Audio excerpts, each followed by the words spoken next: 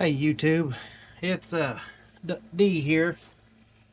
I am going to do a short video tonight just showing you I've got a problem with my GTO here. The throttle position sensor keeps messing up, and so I'm fixing to replace it. It's pretty easy on these 04 GTOs. I don't know about 05 and 06s, but these ones have a cable drive system, so they've just got pretty simple throttle position sensor on the side, and I'm fixing to show you how I changed it out. Alright, if you look right there, you'll see the connector for my throttle position sensor right there at the end of my finger. You need to pop that off, flip the clip up, push it forward, and it comes out like that. Looks like mine's got oil on it. My power steering's leaking. I've got to replace some of that, but it's just got two screws. I don't know if you can see it. See if I can get the camera in there. There's one screw here on top and then one down below on the bottom. You probably can't see it very well, but we're gonna pop those out with this. It's a little ratcheting tool with a, I believe that's a T20 star bit. And see it, I just picked it up at Harbor Freight. I actually bought this when I was at the Moore Expo up in Missouri because the car started messing up on me up there, but I decided not to change it until it completely messed up, and it actually made it home, so I'm able to change it whenever I had time. So, but take these, knock these screws loose. Now the power steering pump bracket, you're probably supposed to take that loose too. I'm probably not going to. I'm gonna pop this top one loose. I'll get the tool out of there. See if I can get my, this is the idle air control solenoid. Get that out of the way. Then we can get down there to that one, I think, if the tool will fit. Maybe not, may have to switch tools, but let me get that loosened up and then I'll bring you right back and we'll pop that off. All right, I've got both the screws out. I went ahead and took them out real quick while I was off camera because the tool was having a little bit of trouble getting down in there and you couldn't really see the second screw anyway. So I'm gonna zoom you in right there so you kind of see it. And it just, once you get that off, it just pops off like that. It's pretty easy to come out. And then you just have this shaft right here. And if it's nasty or something, you probably should clean it off. But that one's not too bad, so I'm not too worried about it. And the reservoir just kind of pops out of there in this bracket. And I just slightly bent the bracket over a little bit. There is some bolts you can take out to take it off, but I didn't feel like wasting the time on that when I could just push it over a little bit. So it's a pretty sturdy bracket, but we're going to get the other one and get it stuck on here, and then we'll see about checking it for adjustment and everything. All right, and I always check to make sure they look like they're the same. This is the new one, and this is the old one that's malfunctioning, probably because it's got power steering fluid all over it from where I spilled it.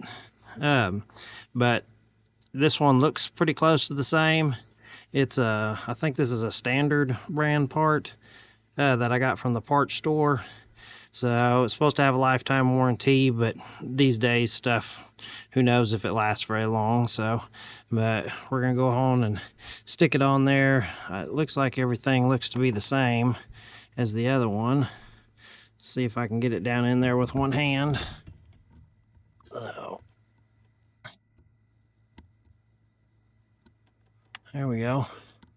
Just pops on like that, no big deal. And then you got the top screw and the bottom screw. You can see them right there where the holes are. One there and there. Now, some of these you have to adjust when you get them on. You have to kind of leave the screws a little loose and wiggle them back and wiggle it back and forth until you get certain ohms and stuff to show up. And we'll check all that here in a minute. See if I can get that screw started. Let's see. That one really doesn't wiggle, so I'm not sure this one adjusts. It may be a Ford I'm thinking of that adjusts, but we're gonna snug these screws up. See if my little ratcheting thing here will work. Oh, let's put the bit back on it here. And I don't usually tighten it all the way up until I have the other side tightened. So let me go ahead and try to get this other one snug down and make sure this is locked in like it's supposed to. And I'll bring you right back. My GTO is a daily driver. That's why it's kind of nasty right now. I have plans. I've got long tube headers and a camshaft that I'm planning for it that I'll get to at some point on here. And I want to do some suspension upgrades to it, clean this engine bay up, and that kind of stuff. I recently fixed the air conditioning in it because down here in the south it gets really hot in the summer and it sucks not having air conditioning. But this bottom screw is kind of a pain in the butt to get to. But it could be a lot worse. I've seen these be way worse to do. In all the years that I've been working on stuff, I've been doing stuff like this for, I know, 30 years or better. Since I was a kid. And they make other tools like this little ratcheting tool. They make one that's thinner. That works a little bit better. I just couldn't find one. I've got one at work, but I didn't want to use it, bring it home, because I figured I could make this one work. Leave it up there because some of the stuff I have to do at work, you need smaller tools for. Although most of my work, they buy the tools. Pretty close to snugged up. There's a little wiggle room there. Not much, but we'll check it all out. I'm going to clean this up. Clean any residual oil and stuff off of it. And then I'll bring you right back. Alright, we've got it all bolted up now. I'm going to reconnect everything and put this back on, and we should be good to go. At some point this car is going to get cleaned up and everything. I haven't owned it real long, but whenever I do the cam and the headers and all that kind of stuff, I've got cylinder heads for it too. Once I do all that stuff, then I'll be more concerned with making it look nice. I'll bend that bracket back, and then that dude just slides right in there like that. Wipe off my mess here. Let's see. There's off. Make sure we hook everything back up. And I believe this, there might be a relearn process for this. I know a couple of different ways to do the relearn. We're going to try the easiest one that I have right here at the moment. All right, according to the relearn procedure, it says that you should turn the key on, but do not start the car. Just leave it on for approximately 3 minutes. That way the PCM, everything powers up and it gets used to the new throttle position sensor. And then once it's been on for about 3 minutes, you turn the key off for 60 seconds.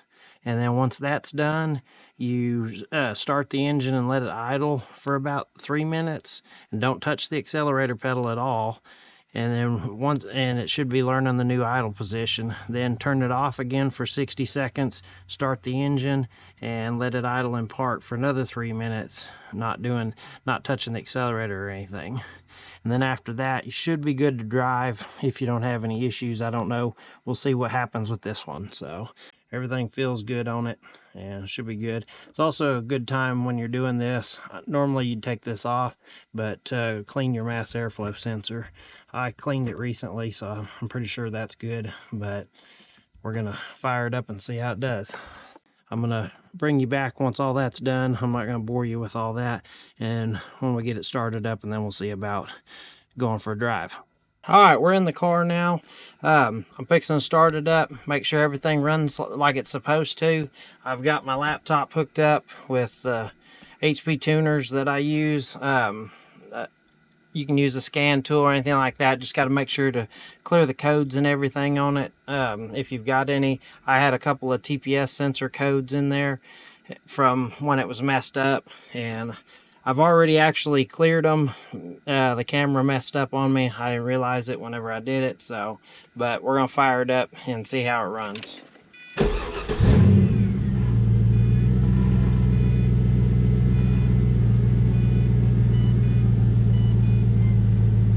Low on fuel.